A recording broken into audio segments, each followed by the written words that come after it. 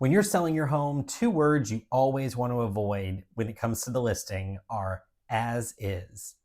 And that's simply because you're conveying to the buyer that there's something major wrong with that house.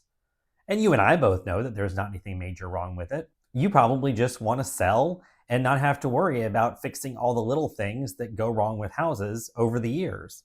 But buyers don't see it that way. When they see as is, they think, ugh, there's a lot to be done with this house, and that seller is not going to do anything.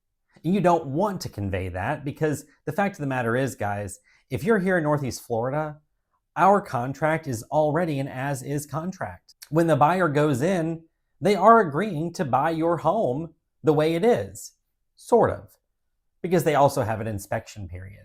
And in that inspection period, the buyer's probably going to find some things wrong with the house, and then they have the right to come back and ask you to fix them. But you also have the right to say no, or you can give them a credit or a concession of some sort. But saying as is up front is going to turn a lot of buyers off and make them think that they're biting off way more than they can or are willing to chew.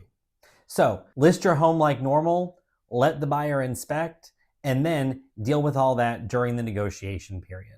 Of course, if you really are in a situation where you're going to dig your heels in and say absolutely no repairs, have your realtor convey that verbally or by email to the buyer's agent during negotiations. But don't put it in the MLS because all that does is set off red flags before the buyer even walks in the front door.